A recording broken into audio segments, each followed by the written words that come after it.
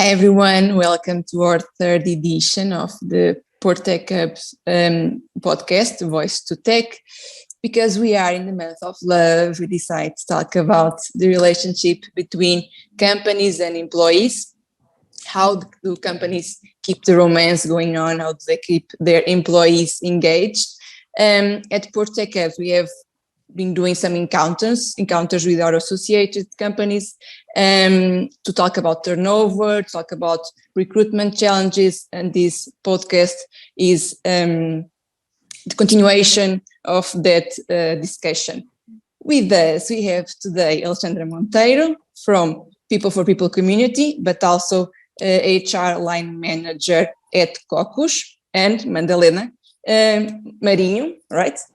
From Critical Tech Works, and she works as happiness director there. So first, what exactly do you do and how does that relate to engagement? Should I start, Diana? Yeah, please do. So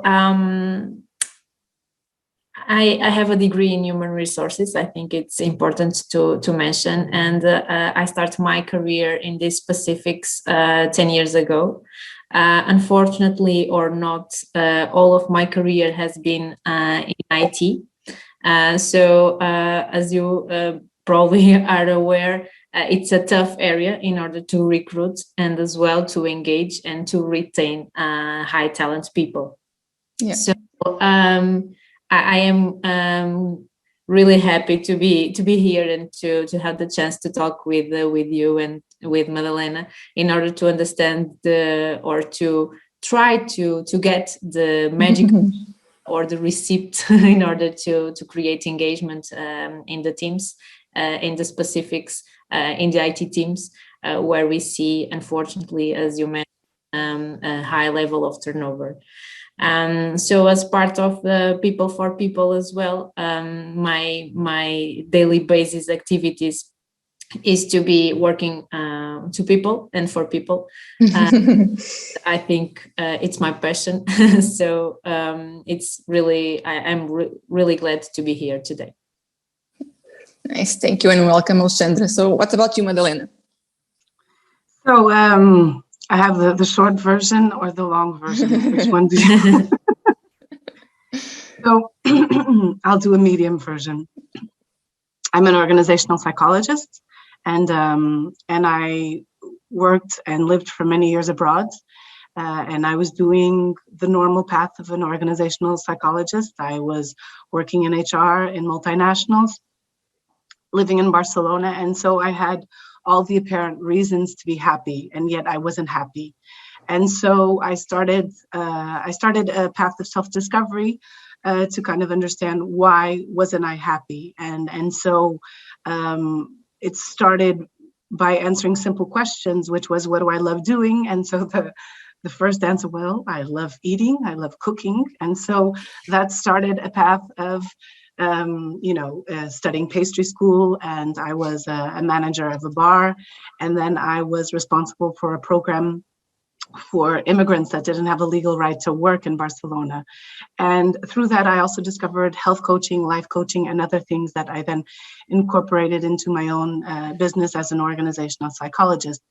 And 3 years ago, I returned to Portugal, and I saw something that caught my attention was a paragraph saying director of happiness, but the rest of the text wasn't really clear. And so I thought, I can show them what I can do with this job, with this position. And so I applied, and I had to send in the video. It was a really interesting recruitment. And I saw that each letter of the word critical was a driver of happiness at work. And this is now our happiness matrix here at CTW. So that's my own version.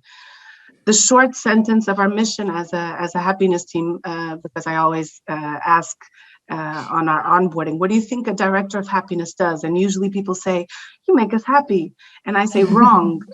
I say, I create the mechanisms that studies show that have the biggest impact on happiness at work. But in the end, the decision to be happy or not is an individual decision. And so it's in your own hands. And that's the medium version of the story. Thank you, Madalena. Alexandra will be our co-host today and be interviewing Madalena. I think you already mentioned the recipe for engagement and for happiness. How do you want to kick off this conversation? I think it would be great to everyone that is managing people, or at least trying to create the mechanism or the environments to people to be happy in organizations, to have some clues or some ideas in the specifics of the daily basis, what we can do as HR persons, or at least as team managers, unit managers, in order to create those mechanisms. Because I completely agree with you, Madalena. You actually mentioned what you did in order to find your personal happiness. So I think everyone is the responsible for is happiness, but create here a dynamic of what we can do in practice in our organizations. I think it will be great. And Madalena, listen your experience, and you have an abroad experience as well in different areas. I think it will be great to know a bit more about this. So first of all, I think that there's something that unites us as humans, and that's that connects us, and that's there underlies some of the recipes that we can, in an organization, cook to create the right environment. But then there's something that's really unique, that's that secret ingredient that I think is really dependent on, my own individual search. And and that individual search will answer the question to why did I fit in that culture and I didn't fit in this culture, and so to answer your question, I think there is a formula, but we don't have all the ingredients. Yeah. And so to a certain extent, there are things we can do, but then there are always going to be people that will not fit at CTW. And then you're always going to have people that love CTW, from the beginning, from the get-go. And I'm not even saying those 50, when I started, we were 50 and now we're 1,500, which creates even more challenges.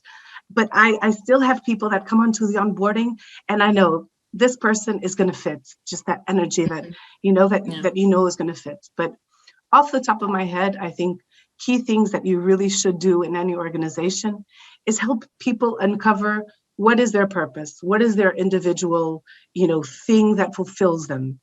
And that's why at CTW, we always kick off with our why workshop, which is based on the work of Simon Sinek. And it really is about doing a retrospective, as software developers do, but of their own life. And a lot of them, come to this session thinking, oh my God, what is this? Psychologists coming here.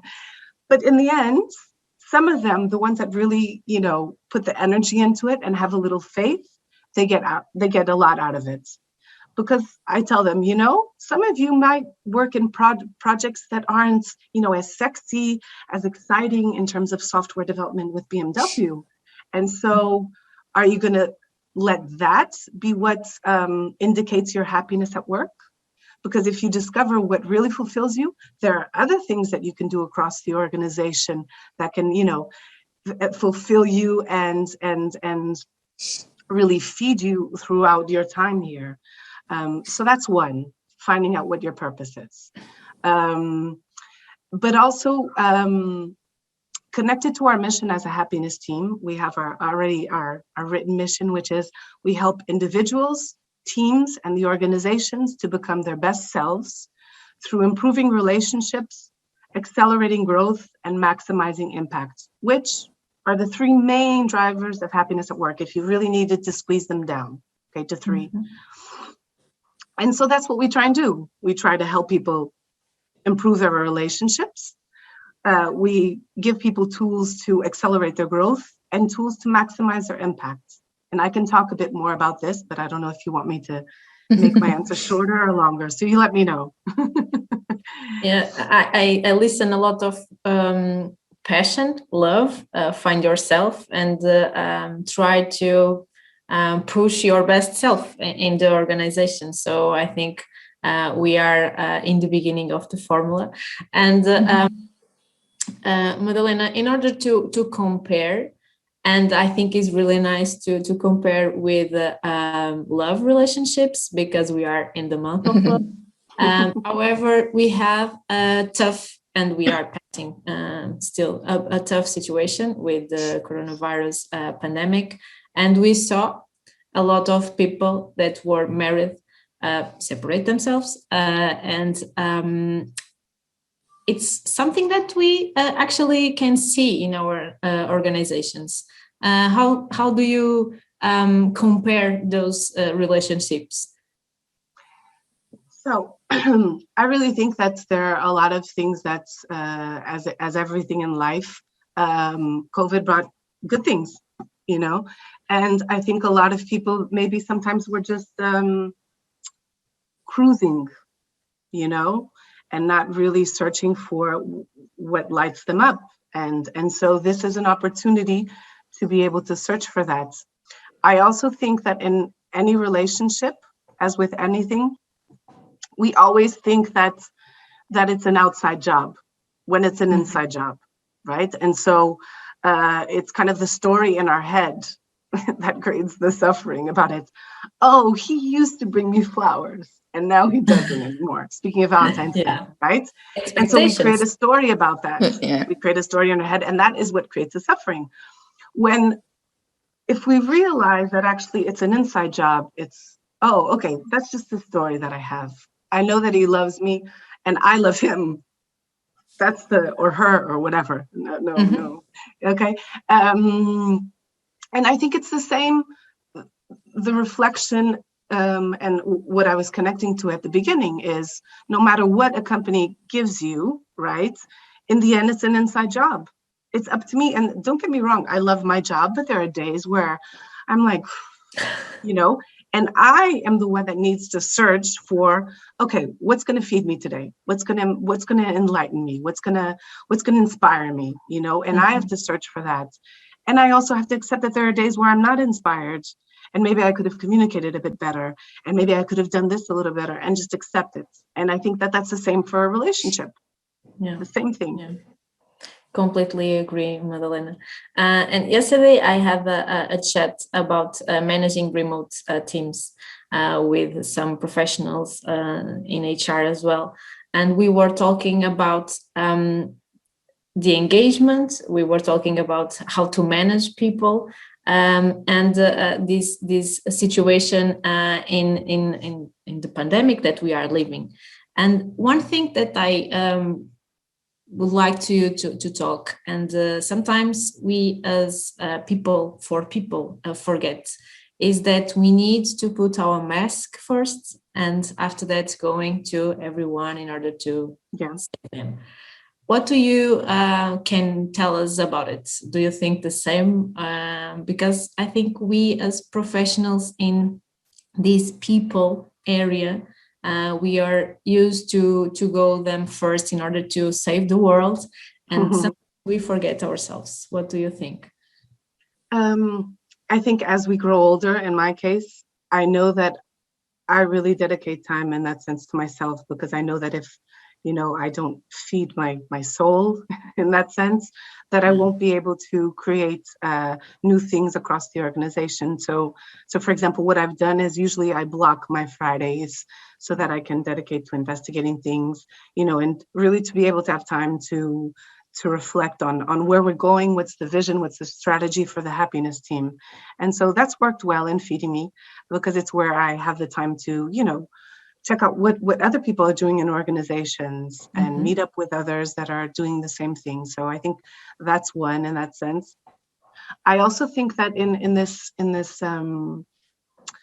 world, the virtual world, it was interesting because some connections, you know, I feel have grown stronger. So for example, we have a location in Lisbon, right? And so COVID enabled me and us to sometimes create stronger connections with people that were in Lisbon, whereas before maybe that didn't happen. Now, on the other side, what studies show us is that the stronger links are even stronger. So people in your own team. but the weaker links are weaker. So, for example, people that you would bump into the cafeteria or at the coffee machine. And in those relationships was where creativity resided the most, new ideas, sparks, right? And so actually we picked up on an idea that started with critical software. And it was a box that they used in Teams that matched up two people.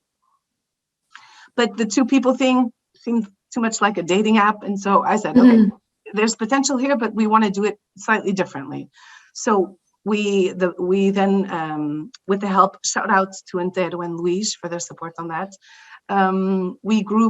We now, and it's especially for newcomers, because our newcomers are the ones that especially feel that,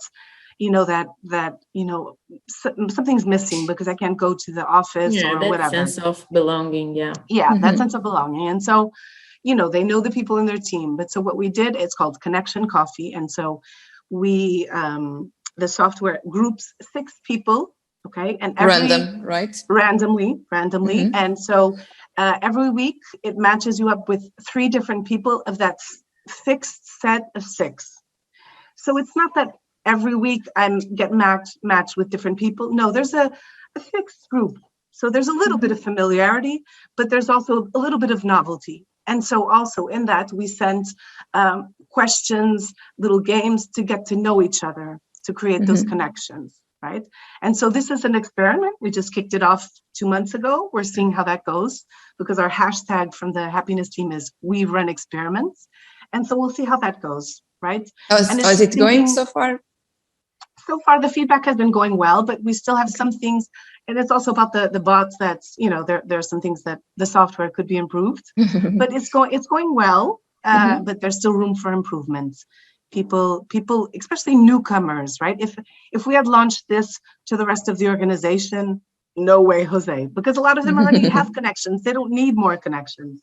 The people that do are newcomers. And so that was a way that we also, so to answer your question, Alexandra, we just need to think of new and creative ways to get people to connect and to build trust, because in the end, that's what people want. They want to feel connected to the people that they work with, right? That's what motivates me to come to work, is if I also have meaningful relationships at work. Doesn't mean they have to be my best friend, but they have to be meaningful. Yes, for sure. Thanks, Madalena. I think we are already creating our formula or our to engage people. Another thing, in the specifics of IT that we are working with, we know that the levels of turnover, like Diana presented in the beginning, are high. So assuming and accepting that people are joining your organization and they are leaving 1 or 2 years later, what is your mission during that period? My mission is definitely for not them to stay eternally or to stay unhappily at CTW, or disengaged. My mission is, whilst they're there, even if it's for 2 to 3 years or 1 year, that they love it, that they give their most, that they create great relationships, that they feel that they grew with us, that they feel that they had an impact. So if that happens, I'm happy. And I know that will reflect on the results. And I know that with some people, even though and we have people that have told me, look, Madalena, I'm leaving, but I'm sad. I really loved my time here at CTW. Obviously, there are others that didn't fit from the beginning, and I think that's just a part of the process, like relationships. Are there signs? Sorry? Are there signs if someone is leaving, or you talked about this person probably won't fit here? How do you know that? I don't know. Because sometimes you see, someone comments, or the way that's, they engage, that you can feel it. But other times, it's just a natural part of the process that people want to search for newer shores, that they feel that they've grown, were able to grow here, and they don't see the opportunities, But our mission from a happiness team is to really create those opportunities, so people don't leave because they feel that they can't grow anymore, right? That's something that we need to work on. For example, now we're a 3-year-old company, okay? And so now, for example, is the time we're creating development roadmaps for different roles, right? People want structure. We don't also want to give everything done because people like that autonomy, but people also like to feel that they have a way to grow. And so that's what we're doing, right? That is something that creates happiness at work, right? People knowing, okay, if I'm a Scrum Knight, then this and this, if I do this, but then there are other ways that I can grow. Maybe I can, mentor with another Scrum Knight. Maybe I can do a volunteer program where I develop my empathy skills, and really connecting all the dots here so that people feel, that, again, the 3 drivers of happiness. They have meaningful relationships, that they feel that they're growing, and that their work has an impact. Yeah. I have 2 questions for you, Madalena. Sure. Do you feel or do you perceive some challenges in your work? So you meet with someone that you perceive that is not happy, and you do that analysis in order to understand how this person can be motivated or can be happy. And do you feel some challenges with managers, for example, or with the project side, because this person would like to go for that job, but that job is not open, or it's not possible to move internally the person? Do you feel those kind of challenges? So several things to answer here. So we don't have managers per se at Critical Tech Works. We have autonomous teams, okay? Which doesn't mean that in the end, of course, you have an official manager, but the role is slightly different. We call it head of interactions, and it's not a managerial per se role. So obviously we have a team that's supporting, and also sometimes I get people that come to me on individual level saying, "Well, I'm not happy, things aren't going well," and sometimes I will coach someone on individual level. But the responsibility of the happiness team is to create solutions that are then rolled out throughout the organization. Okay, that will supposedly will have an impact on people's happiness at work. Now, to answer that specific question, if I were talking to that person, what I would, as in any facilitation conversation, and just to let you know that we also train facilitators throughout the organization, because we want to create this facilitation and coaching culture so that it's not concentrated in me or head of interactions, that it's and everybody. A shared responsibility. Right? Yeah. Yes.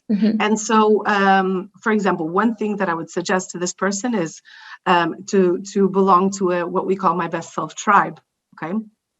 So what happens in a My Best Self tribe? We train them, a group of 20 people, in different things, but it's basically to upgrade even more their facilitation and coaching skills. And we put them in a new tribe, 4 people. And for the course of 6 months, they work on their why, on their purpose. What are their strengths? What are my areas of improvements? What are my goals? And how do I leverage this into my own action plan, right? And so through the course of these 6 months, these people are trusting each other, but it's also not someone that's from my own team, right? And so it's kind of like a safe environment. And so they challenge me, Alexandra, why didn't you do this? You said that you wanted to, become a PV. So what are the steps that you're going to take, and to challenge each other out. So I would recommend that person go there and really try and investigate what is under my control now. What can I do to get closer to that position that I want? What are things that I can do across the organization that can help me get there? Because I think it's really about creating that ownership mindset versus a victim mindset that we all have sometimes, right? But it's really to try and empower people to say, there's always something that you can do. And I think that's what we try. Yeah, thank you so much. The other question that I had, it's comparing again with love relationships. You said that, or you gave us the example of the Scrum Knight. Do you think that this or those names are kind of a romantical name that we use to call to our boyfriend or girlfriend, for example? Pet name. Yeah. I think it's more of an avatar, an ideal, but that could also symbolize the potential of, my best self, and which sometimes can be problematic in a relationship. Yeah. But it's not even about the other. That's what I want to say. It's about myself. You know, what is my potential? You know, where do I see Madalena in 3 years? What do I want to be doing? You know, and I think it's more about that. And I think those are the same questions that we should be having in a relationship. Like, it's like, where can I add value? You know, what can I bring to the relationship that can make it better? And I think a lot of times we always ask the opposite, is what can this person bring to me? You know, and I've done that, obviously. But it's just about creating more awareness, you know? And yeah, I think that's the key.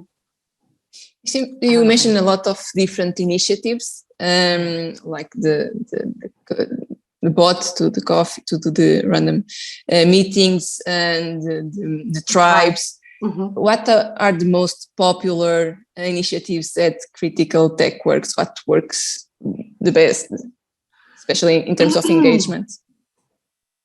I would say that a lot of times initiatives from the happiness team are first looked upon like, and then slowly but surely, people start coming on board. So for example, the My Best Self tribes, at the beginning, I gathered a group of 20, and then it was kind of word of mouth. And now it's kind of like, oh, I want to be, because people see that this can be a part of their leadership development program, you know? Mm-hmm. This is perfect for someone who wants to be a Scrum Knight or a PV, or anyone really, to develop their leadership skills in a tribe, right? And so I also think that it's the same for, you know, our why workshop, because now it's a mandatory part of our onboarding, but we also continuously run them throughout the rest of the year. So people come and attend, but you always have the, especially in a world of software developers, people that are not, it's not going to be a part of their DNA, and others that definitely want to join in that. And so it's all, that's why I say that also part of our hashtag is we run experiments, for example, and some don't work well. Each year we celebrate Happiness at Work Week. And I think one area of improvement for us from a happiness team is, you know, happiness for them is also to bring an expert of Java. It doesn't have to be about self-development and, you know, or C++ or a cryptocurrency guru, you know, that's happiness at work for them. So there are things that, you know, also from a happiness team, we've reflected on and learned and improved. And, you know, we're definitely not perfect. We still have plenty of road ahead, especially because, you know, it's been challenging to have this tremendous growth from 50 people to 1,500, and we're still growing.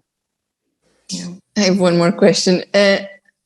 Sometimes when you talk about engagement, it seems that you're more focused on team buildings and events, but you went to the path that Critical Tech Works is completely different. You're talking about purpose.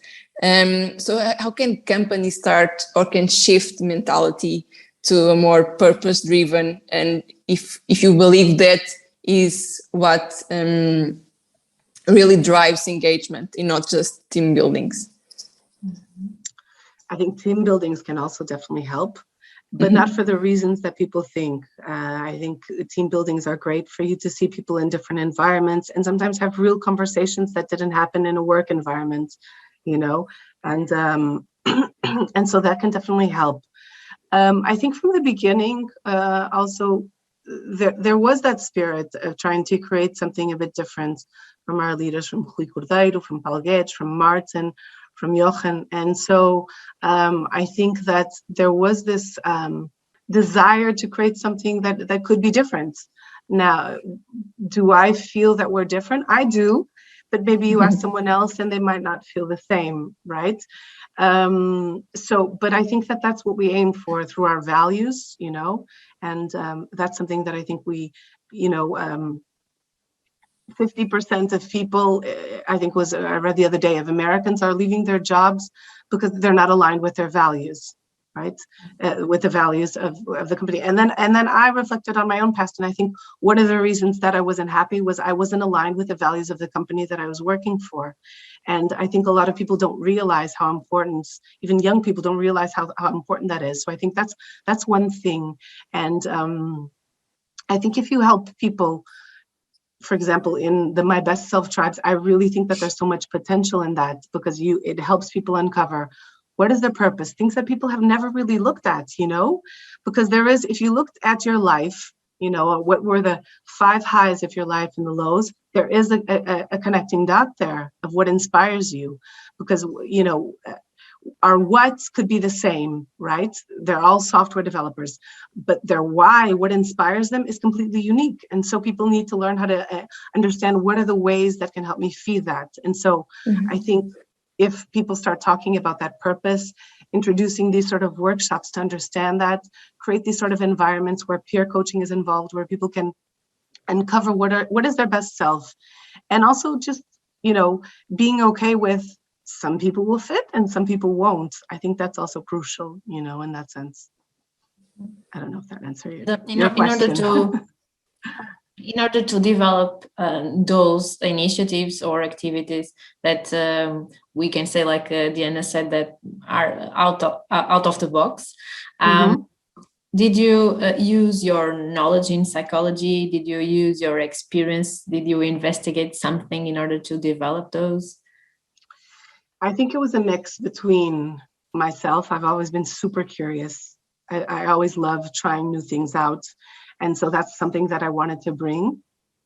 I think it's also about investigating, what really has an impact in that sense. And I think it's about, having the courage to try new things. And, a lot of times I tried things that didn't work out. I also had to kind of, this was a role that was new and that no one really understood what it meant to be. And it's very different from company to company. And I know that I had to strive for what I felt was a happiness team, which is developing leadership, developing team effectiveness solutions, because that's happiness at work, right? And so I think a lot of times it was associated, and this is connected to my avatar, to rainbows and to fluffy stuff. And it's not. It can be that, but it's also much more than that. And what we're trying to do with BMW is essentially a change management process, and it's about creating trust. And so how do you create that? And so this is what we try to bring to the team in that sense. You're talking about effectiveness. How do you measure effectiveness? That's a good question, and that was one of the questions that we had when doing the team effectiveness project. We've just run it with one team. And for now, we're trying to see, okay, in what way does the business analyze the teams? Because they do. And how do we incorporate that? But another thing, so to answer your question, it's something that we're still working on. But another thing is really the satisfaction in the team. How happy are they? How do they feel that they trust their team members, right? Do they feel that they can bring up any subject inside the team? Or are they fearing conflict, And so these are some of the measures that we use. But there's still some work to be done. We just rolled it out with one team, and that's something that we're doing in 2022. And you just said trust, another word that we use in our relationships, independent, in how. Another thing that I would like to ask Madalena is related in the trigger that Critical saw in order to create that role. Do you know? It was the levels of engagement at that time. It was the turnover at that time. Do you know how they sell that dream to you? I think it had to do with the passion that those 4, Rui, our CEO, Paulo, our CFO, and our 2 COOs, so Martin at the time and Jochen Hirschbaum. I think it was, that desire to do something a bit different, that really people, to change the way the world moves, joy in motion. That's one of our mottos. And so I think that creating the purpose team, the happiness team is a part of a bigger team called the purpose team, where we have the hearts team, where we have our talents team, our marketing team. I think it was aligned with that vision of trying to do something different, of where people really, were happy to come to work, happy to try and change, the world of software development and to create this digital transformation and support BMW in that together. So I think it was a part of that vision that they had in this role. Nice. without having a clear idea of what this role meant. Yeah. You said that in the beginning in the job description. You were like, okay, I can say what I can do in the specifics. And also just to give a little shout out that this is just the happiness team, and giving a shout out to several people. So we have also Magicol in Lisbon, who's a part of the happiness team, who's on maternity leave. We have also Mia Saraiva, who helps us and is a part of the happiness team, and Patricia Lourenço. And in the past, Cristina Ferreira. We also have Angela Barroso and João Nascimento. So I just wanted to give a shout out also to those people.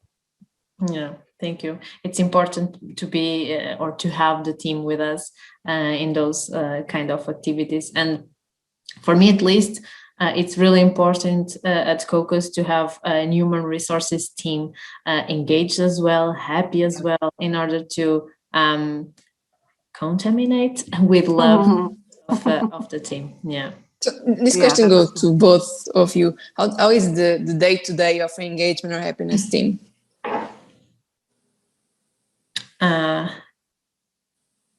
I don't have an happiness team in COCOS. An engagement team? Yeah. We at COCOS we have a team that works in every areas of human resources. Our focus is for sure having in consideration the lot of open positions that we have in recruitment. However, one thing that I really believe is that we need to create that the best journey possible while the employees are with us.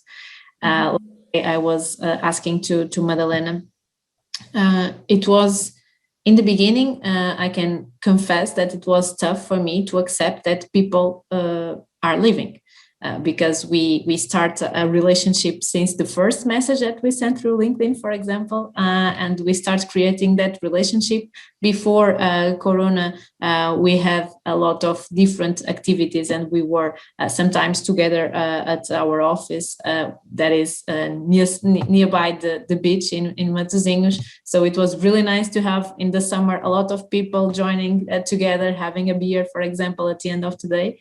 And we start really creating that relationship with people, creating effects, creating friends. And at the end, something come up, a new project, a new company, and they call us like, do you have 5 minutes? And oh my God, let's because when people say that, it's like, okay, I go there because I really like this person or all employees at COCOS, but it's like that mixed feeling. So I felt really happy because someone discovered another step in their career or something that happiness will be at least more, they think.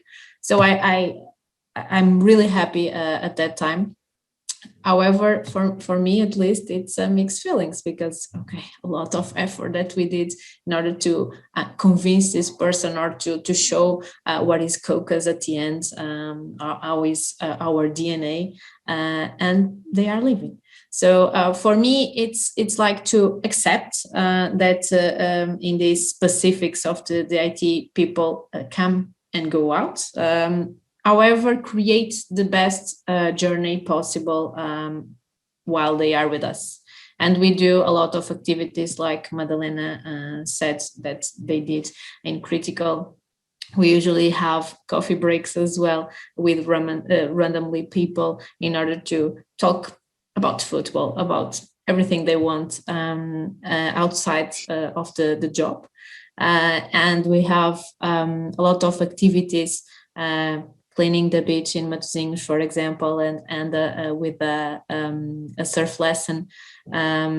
Those kind of initiatives that are team building as well, development, individual plans, doing a lot of soft skills investment in terms of workshops, of to get the team to know each other through DISC framework, for example. And push the best of them. I think it's the formula. our team in Caucus.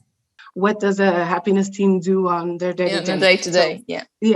It's very much connected to what Alexandra was saying. I mean, we're focusing on our, developing, our connected to our mastery process, which is our development program and how people develop. And so, for example, we're developing, creating our development roadmaps connected to our roles, but we're also in charge of diversity and inclusiveness. So we're also thinking of, what does that mean? How are we going to celebrate that? What does that mean to really create an inclusive environment here at CTW? So we're, for example, planning a diversity and inclusiveness day. We're also working on our volunteer program, and something that we want to do is really, people are loving, connecting across teams and going to paint a building, but we also want to connect that as part of your development roadmap. Imagine receiving a training where you answer the phone and you receive training on how to answer the phone, and then you answer telephone calls of people that are feeling lonely for 4 months. Wow, that's super potential there in terms of developing your soft skills compared to a course that you do in, 3 hours. Right. And so these are things that we're investigating, is like, how can we really develop people in terms of those soft skills? How can we develop our leaders of the future? And so the tribes is one of them. That's what keeps me busy, and supporting the rest of the team in terms of well-being, the hearts team and stuff like that. So it's really to create that awareness and that culture of connection and recognition across the organization. And another thing, Diana, so sorry to interrupt, but I think it's really, really important to mention is that our mission as well is to create those or that sense of transparency and honesty. So when people want to talk with us about something, they are concerned about something, they would like to just talk. They know that can use human resources as someone that they can speak with honesty, transparency, and without filters. And our job is as well to filter and create the best message possible in order to help that person in specifics, again, the individuals, in their context, in their environment. So I think it's another thing that we also can compare with love relationship, that is communication, honesty, transparency. I think is really important to mention. The letter T in critical is one of the drivers of happiness at work, and it's trust and transparency, one of ours. And so that was, for example, one of the things during COVID, we used to have something called breakfast with the boards, and it was to create that environment. But this was pre-COVID, so it was like 10 people, to have literally have breakfast. And then with COVID, we said, no, we're going to continue doing it. And now it's 600 people coming every Friday, called Breakfast Talks. And it's really a way to communicate in a transparent way of what's going on in the company. So today, for example, we presented our new learning strategy so that people could ask all the questions that they have about it, and to create that sort of environment that's super important. So that's on a macro level. But then people being, as you mentioned, Alexandra, come to the hearts team or come to the happiness team if something's not going well. Madalena, I think this shouldn't be the way that we go about things. Okay, so what suggestions do you have? What should we do? It's like that. So that's super important. You both mentioned communication, and you give just a great example, the breakfast with the board. So how do you work with the internal comms team? How do you share the message internally and even externally? Because you talk about out of purpose. I imagine that's not easy to share sometimes that kind of the best self drives and that kind of initiatives externally as well. But it's also important in terms of recruitment. Social media now plays an important role for recruitment. So how do you share internally and externally? How do you communicate all these initiatives? So as part of the purpose team, we have our marketing team. So we work closely in that sense. So usually we all know what's going on inside of our team. So the purpose team, which happiness is a part of. And so they then decide, what are some things that we want to communicate externally. For example, the tribes, I believe, is something that we have communicated externally. But also we internally, we very much communicate directly. So we have a happiness team channel, we have our newsletter, we have our events, and we also use the breakfast talks to promote anything that we're doing across the organization. So those are the main, at least from a happiness team perspective, those are the main ways that we communicate. So what are the other ways that we receive communication is really that open door policy that Alexandra was saying, our engagement survey that we collate, and we've also been doing some one-to-one interviews. And now what we're doing, something really interesting actually, is we're doing something called persona analysis. So with our internal experts from the UX team, and it's really, we started asking different questions to a small group of people, and so based on that, some people from the hearts team and the happiness team were trying to create personas in that unit, and then so once we have the personas identified, to create strategies that would, because we can't create strategies for 1,500 people. Right. Yeah.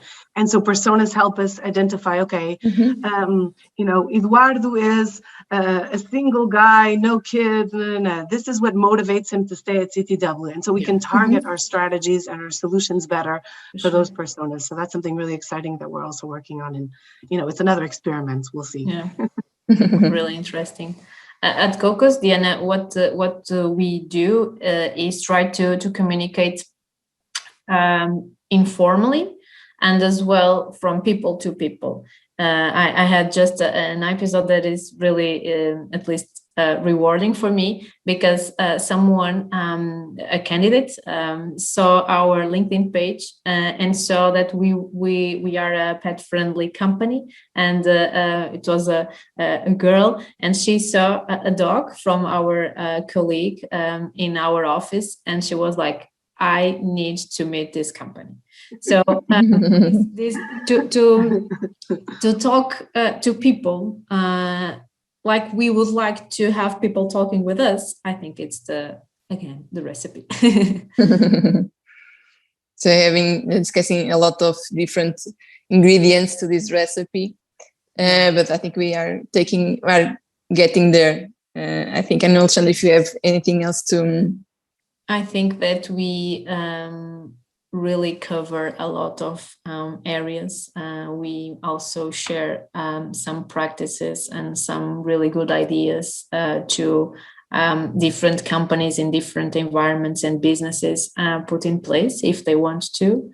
I think it was interesting as well to understand the challenges that Madalena or we that are working in HR face sometimes, convincing the board or convincing the managers in some cases of some organizations that, okay, we are stealing people in order to create a group and develop them and understand their motivations and so and so. And I think it's really important to have that mindset open in order to receive those ideas that sometimes people that are in the board are more traditional, or their experiences are not so outside of the box. So Madalena also shared the experience. I don't know what we can add more. It was a great conversation about engagement and everything that is around engagement. Madalena, do you suggest something? No, it was great talking to you and being able to share, and also see that, there are a lot of things that we're doing in common. I think, at least from a Critical Tech Works point of view, we're not there yet, but there's never a there, right? It's the journey, but I think we're also going to really see a lot of change, acceleration of change, and so we're going to really need to be, run experiments quickly and adapt and do that, as inspect and adapt. We that work at software development know that better than anyone else. But I think with the right energy and the right mindsets, and just keeping in mind those moments to pause and really reflect and feed yourself and your soul, I think we'll get there. Yeah, and that's it. And just thank you so much for having me. I really enjoyed the conversation, and let's continue. Yeah, thank One you thing both of you that I also. would like to shout out, Diana, is that we are here, different people that work as well, two people. Madalena and I are kind of competitive companies in IT. And it's really great to have those conversations and to share experience and to receive information, to provide feedback. Because at the end of the day, we are living in Portugal. We are working in Portugal that is so small, and we all know each other in this area as well. So it's really important to create these moments in order to share experiences and to create that awareness that we are not competitives. We work together as a whole at the end of the day to help people in order to find the purpose, like Madalena. Yeah, and I totally agree with Alexandra there, especially for me, who had been 15 years abroad, to come back to Portugal and to Porto. And it's amazing really to see how Porto has changed since I left. And I think it's amazing. And it's a shout out to all of us about how, Porto is now recognized in that sense as a hub. And so I think it's amazing. And I always say everything is a remix. There's no one invents anything. Everything is a remix. So that's why I think it's so important to have these conversations and connection and networking, because, no one invents the wheel. Only the guy that did it. That did it in the past, Yeah. Or the girl, Yeah.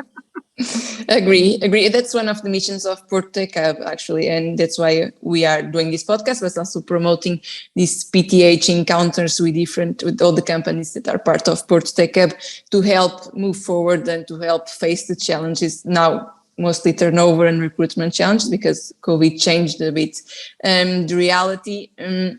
But that's definitely one of the missions, and I hope we continue to do so. Thank you so much, both of you, Alexandra and Madalena. It was a pleasure to talk with you. Hopefully, it can be maybe next year discussing new strategies, new challenges, and how to face them. See you next time. Thank you so much. Thank you. Thank you so much. It was a pleasure. Yeah. Bye-bye.